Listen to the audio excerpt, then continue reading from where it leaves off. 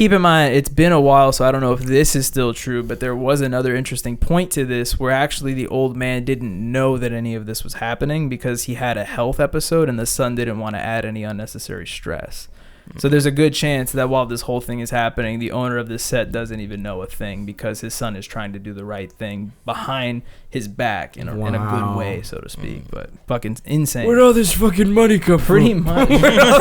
Pretty much.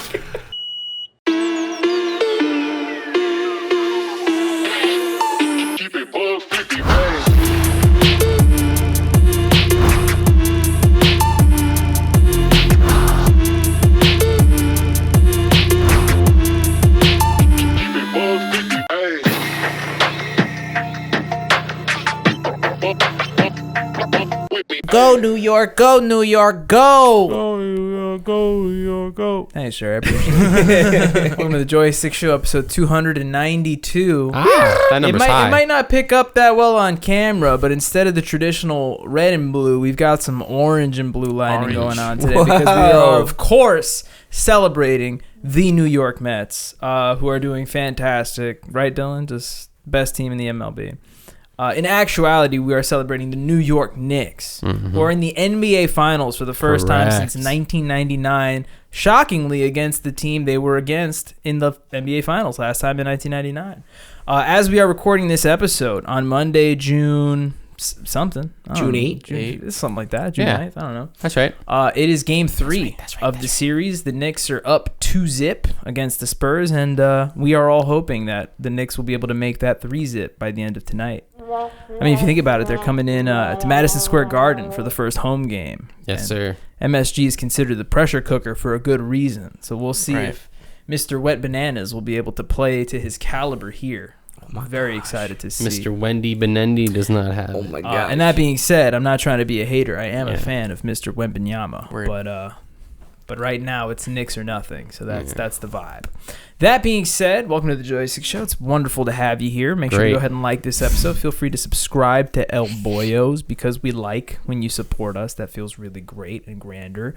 And let's throw it over to Dylan, who's going to talk about why we're filming this on a Monday in the first place. Why, Dylan? So I was in another state as of yesterday. And I remember I told Bobby, I was like, Sunday or Monday, because my flight's pretty early on Sunday. My flight got delayed several hours on Sunday, so I'm glad we did not do Sunday, because we would have been doing that shit at like 10 p.m. Damn. But yeah, I had to. I'm not gonna say had to, because we were, you're invited to a wedding, and you can always say no, right? But it was in Maine. These people went to our wedding, so we were like, hey, you know what? We're going to go up to Maine for a wedding. Guys, what's in Maine? Do we know what's in Maine? Stephen King. Stephen King. There's a bookshelf on every fucking corner that just has Stephen King on the bookshelf. Wow. Is it for sale? I don't know. It's like an ice cream shop, and there's just books, There's a Stephen King. Yeah. You got lobster. A lobster. I had a lot of it. There's a lot of lighthouses. And that's all I got. Lighthouse. Yeah, exactly. After spending Thursday, Friday, Saturday, and Sunday in Maine, of the area of Belfast. I don't know if you guys know this, but Maine and New England is called New England because everything is just named after Scotland and English shit. Everything. And but yeah, if you could really think of more stuff that's in Maine, there's nothing else in fucking Maine. I remember in New Hampshire, it's a little better than New Hampshire because people in Maine are fucking nice. Like, they're Canadian. They're basically Canadian, but they live in America. That's essentially what you get.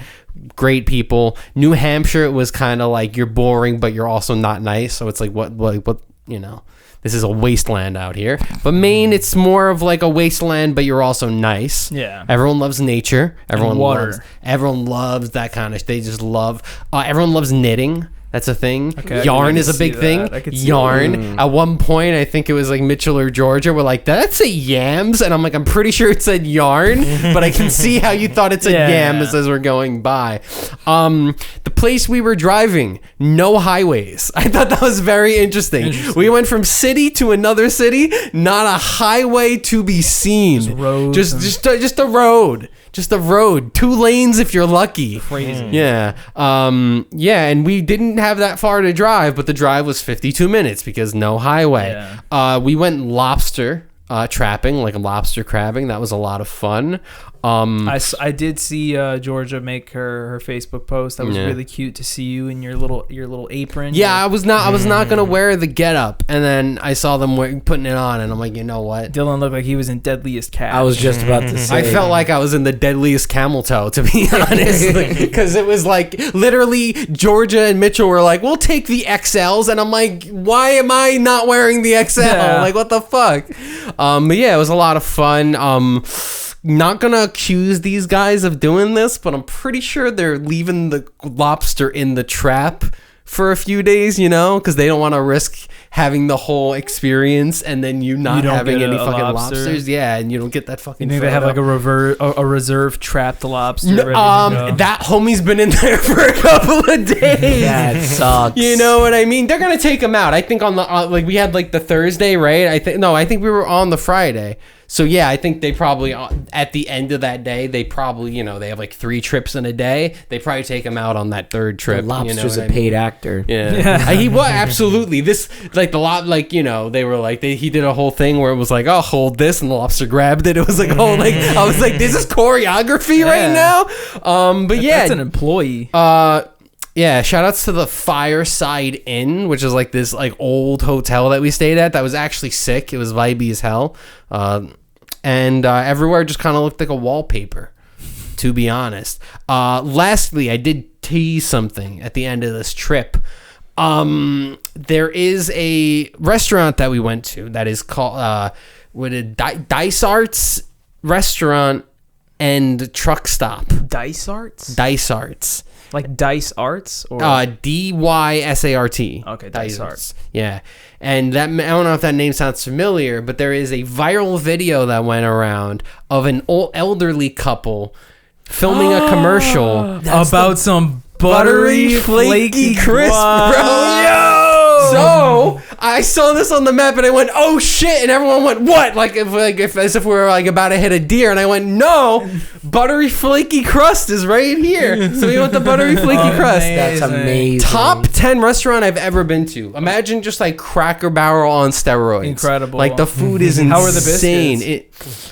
But bro, that chicken pot pie is insane, dude. I kind of want to go now. Holy yeah, shit. it was so good. I was like bugging out, and I was like, lobsters and Stephen King. Yeah, Maine's got. They don't even need that. And my order was insane, bro. I had like a burger and fried pickles. Like we all ordered like 4 things. It was like insane. They were looking at us like, oh my god, incredible. We had like the pancake with like the blueberry topping and like all the shit on it. It was fantastic, bro. We got a fucking plan a trip to so Florida, Maine was like really like not going well in my opinion, and then that just really sent it. That's awesome. Those delayed, like, but also being delayed at the Bangor airport.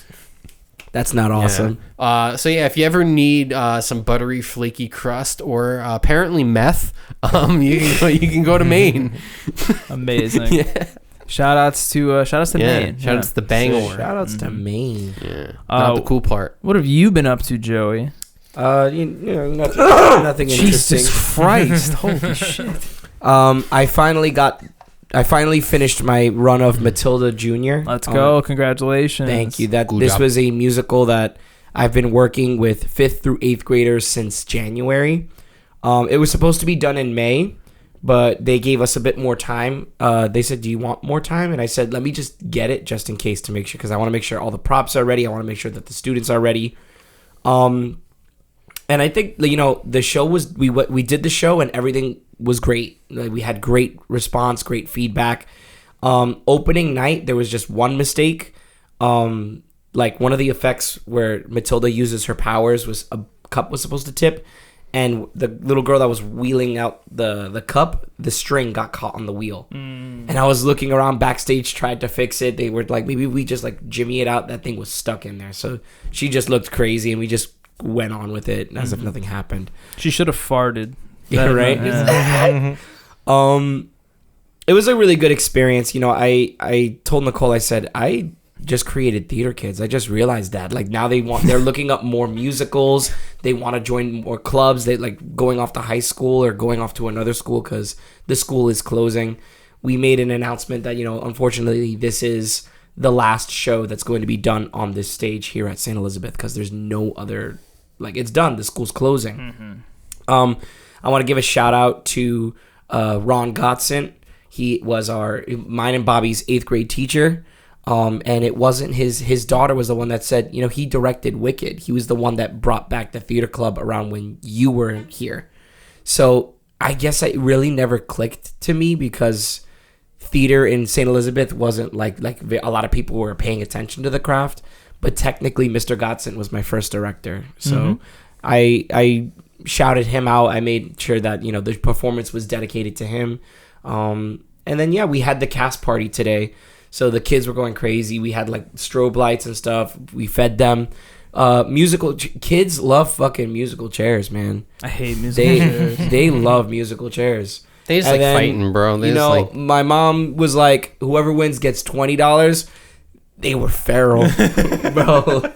Oh my god! Listen, $20 to a kid—that's an insane amount of money. That's power, bro. That's like telling an adult play musical chairs for $200. Like that kid's gonna be talking about that shit till like high school. Yeah, absolutely. I want $20. Yo, speaking of, remember that time in youth group when that motherfucker tried to jump over the chairs in the musical chair and face planted the ground? I don't remember who he was, but you remember what I'm talking about, right? It's like that guy with the afro, bro. That was hilarious. I'm not gonna go too in depth because I don't really remember a lot about it. Those are stories that you get from musical chairs. We had like a Halloween party at youth group, and you know the music stopped, so this kid tried to like get into a chair. He jumped over, but his foot snagged, and he like hit the ground, and it was like, oh shit! But he was fine, so it was immediately funny. So, but fuck musical chairs. That's my whole. Yeah, but musicals in general, the kids, you know.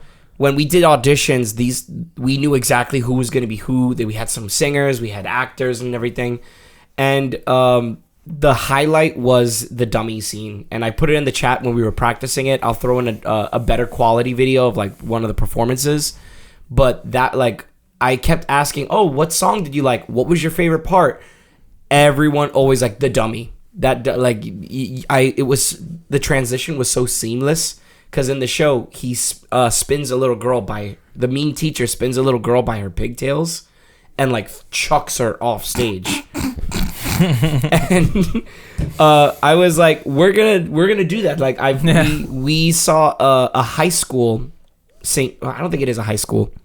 This school invited a bunch of schools to see their performance of Matilda.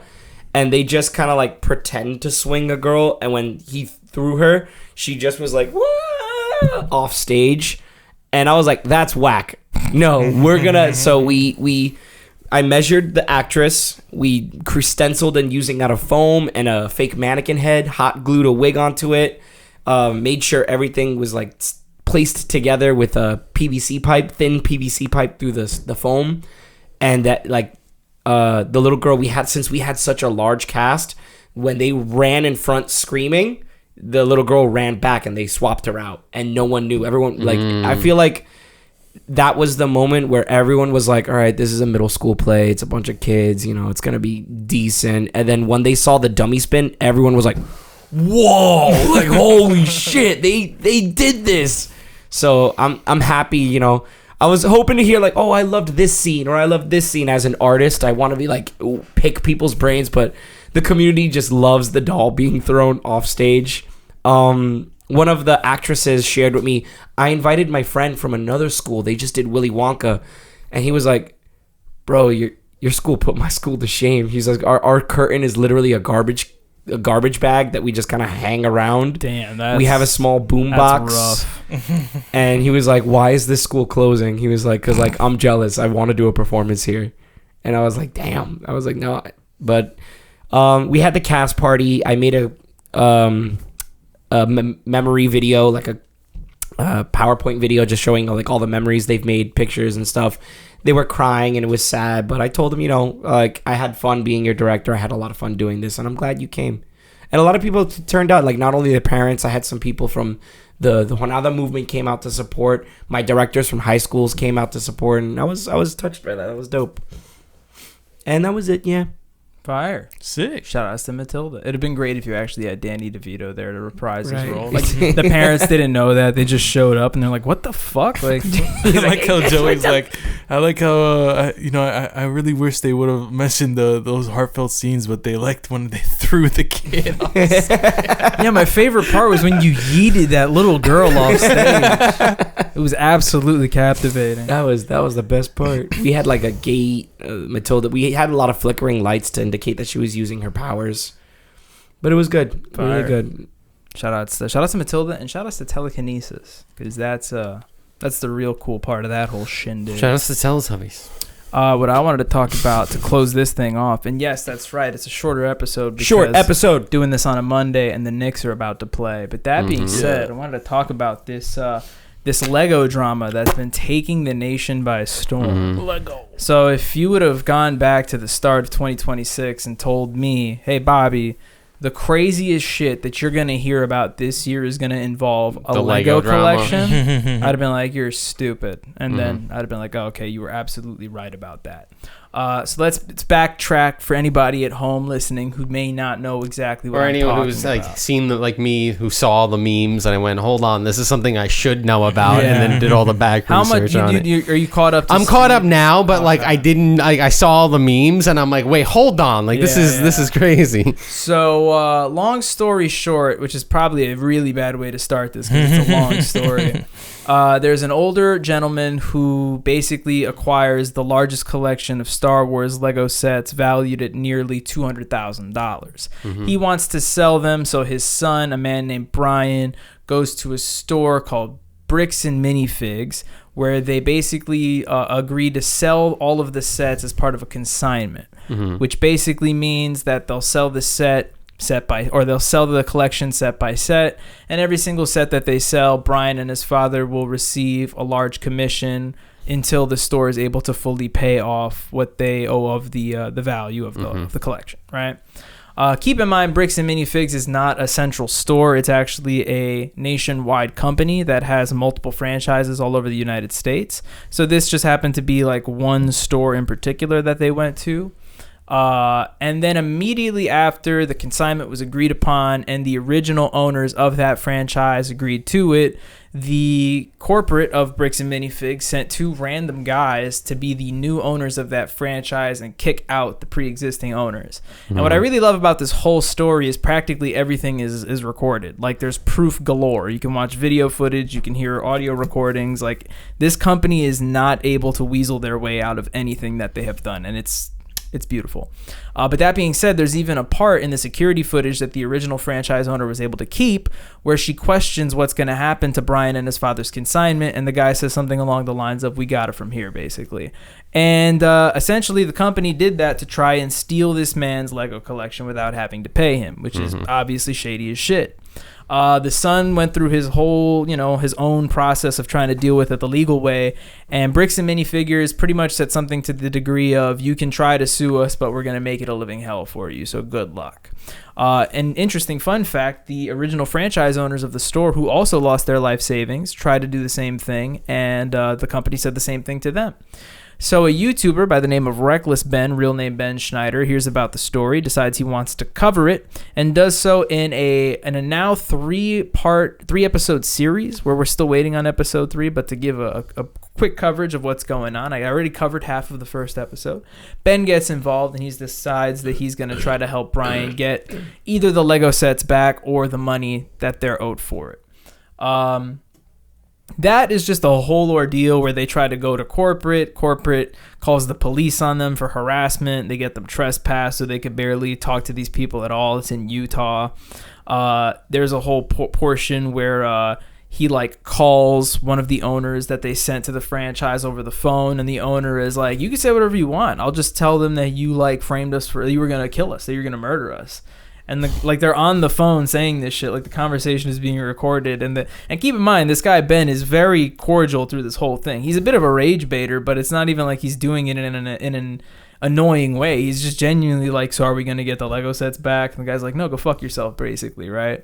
That video ends with Ben taking the company to small claims court and actually winning because Bricks and Minifigs doesn't even show up to the court. So now they owe him, I think it's like $80,000, and that's the end of the first ep. Oh, I'm sorry. There's one very big piece of information.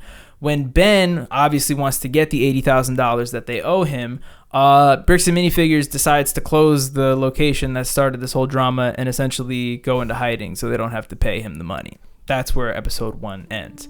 Episode 2 starts with him realizing the only natural way he can go now is to personally sue the 2 owners of the franchise, the people who were sent to take over and, basically steal this deal.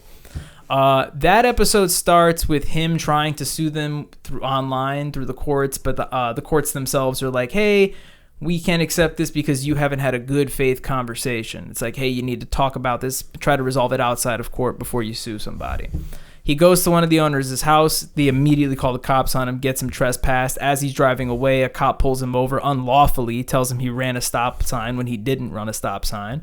And he tells him that, first of all, that whole meeting with the cops starts off with him immediately addressing Ben by his first name, which is shady as fuck, and then insinuating that he has heroin in the car because the owner of the store just told him that. So they have a whole 3-hour search of his car, don't find anything, try to bully him into a confession, doesn't work out. Super shady. Then he goes to the other owner's house. That guy actually comes out of his house, so he's able to not necessarily talk to him because he doesn't say a fucking word to Ben. Ben is asking him questions, and he's just kind of there like menacingly looking at him. And then surely enough, the cops come and again trespass him. But with that, he's able to now have the lawsuit go through, but they're like, you have to serve him the papers. But now he's trespassed from the guy's house, so he's like, what the fuck do I do? So he posts a sign across the street on like a patch of grass that he photoshopped with him and like devil horns, and he's like, I steal money from old people. The cops come immediately, and they walk to Ben's car maybe 5 times in the span of like an hour. And every time he's like, I'm trying to sue him. I have papers. I need to serve him. He's with a process server, which is somebody who gives them the papers. He's explaining everything to them. And the cops every time come back and they're like, yeah, he's saying that this is a fake lawsuit, so you have to leave. And he's like, it's not a fake lawsuit. There's even a part where a cop is like, can I see that? And he's like, yeah. And he takes the papers, goes to his police car. Everything's recorded, calls the courts, and they're like, yes, this is a real case that we have in our small claims. And he's like, okay. But it ends with him getting arrested for like trespassing or obstruction or whatever. It's annoying. Fuck. Then he's like, okay, this isn't going to work out. Let's start a GoFundMe for this guy. Then, maybe people will hear this story. They'll want to like raise some money for him, and we'll get him the money that way. As he starts the GoFundMe, his house gets raided by an entire American Force Police Department SWAT team. They arrest him and all of his friends. They dislocate his shoulder. They seize all of his shit. They take him in, and then when Ben basically admits that he started the GoFundMe, they throw him in jail for starting the GoFundMe. And they say specifically that where he's wrong is that he insinuated in the GoFundMe that the 2 owners were thieves by stealing the deal or whatever. And it's like, well, they are. That's what happened. Whatever. And also that's like your opinion or whatever, but exactly. Yeah. Right after that, apparently a judge sees it, thinks this whole thing is bullshit, suspends it, and he gets taken out of jail like the night after or like that night. But here's where it gets good, and this is the end of episode 2. His friend, or rather his roommate in California where he lives naturally, calls him up and he's like, yo, we just got a knock on the door from an LAPD officer who says that you have a warrant out for your arrest. And he's like, the fuck are you talking about? I just got out of jail. Like, what do you mean? So sure as shit, he calls like the Utah Police Department that he's been dealing with, and they're like, yep, sure as shit, you have a warrant out for your arrest. He checks it, it's non-bailable, and he's now considered a physical threat. So like if he is arrested, he just has to sit in jail upwards of a month or more until his actual court date arrives. All that to say, it ends with him fleeing to Mexico, where he currently is as he's getting ready to release the 3rd episode. The American Forks Police Department is incredibly corrupt, as you can see from all of the video footage. It's not even an opinion at this point. Like I said, everything is recorded. You can see it for yourself. This company has speed ran its demise. It's insane. And if that's not enough, the whole like aftermath of this, keep in mind we're still waiting for episode 3, so the 2.5, so to speak, is in this whole this amount of time. They tried to contact Patreon with a cease and desist, where they were like, hey, we're ordering you to take down Reckless Ben's Patreon page, which is his main source of income. So like this company is doing everything they can to like ruin this man, get rid of all of his resources, destroy him in court. And the CEO of Patreon, who also happens to be like the band leader for Scary Pockets, responded by basically saying, go fuck yourself, and if you have a problem with us, you can sue us instead of Ben. And this whole shit is just getting way out of hand. A lot of YouTubers are covering it. Charlie, Ludwig, everyone's kind of like bringing their 2 cents into it. And yeah, just even my mom the other day was like, yeah, I heard about that and asked for more information. I told her everything I just told you guys. And she's like, what the actual fuck? Like, why is nobody doing anything about this? And apparently a crap ton of the country's best lawyers have already been in contact with Ben to try and represent him, because this is 100% going to be like a multi-million-dollar lawsuit. Oh, I mean, it already is. Yeah. I hope, because they owed him the $80K plus interest, and then also now the hell that they're putting him through. all the Exactly. But that is the Lego drama that's been happening. So now you guys are all up to speed. Get ready for episode 3. I hope it comes out pretty soon, and I hope my boy gets out of Mexico pretty soon.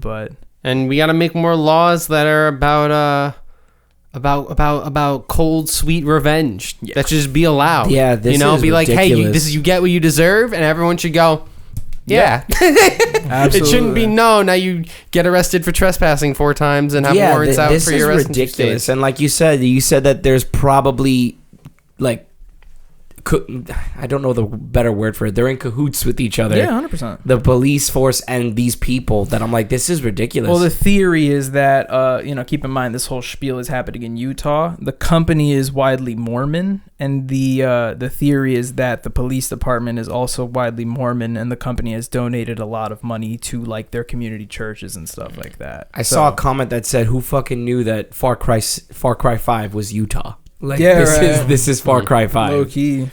But shout outs to the cult of bricks and minifigs. Can Lego do anything about this? I was thinking that. I don't know if they'll get involved. I mean, it'd be pretty cool if they just came out and reimbursed the old man and just kind of said, go fuck yourself. But I still feel like that's not going to end the drama, though. That's not going to end the drama. Lego's not really known for being a problematic company. Yeah, I feel like even if Lego was like, here's money. Despite the fact of making hundreds of thousands of pounds of waste in plastic every year, but hey, it's fun. They make a wind farm in Sweden, guys. Yep. There's wind farms in Denmark. It's okay. I went on to Lego's Instagram page just recently, and all their comments are like, address this situation, address the elephant in the room. Like they can't be like, hey Lego, we're gonna make this, and then all the comments are like, you can help in this situation that's going on. 100%. Like, let's.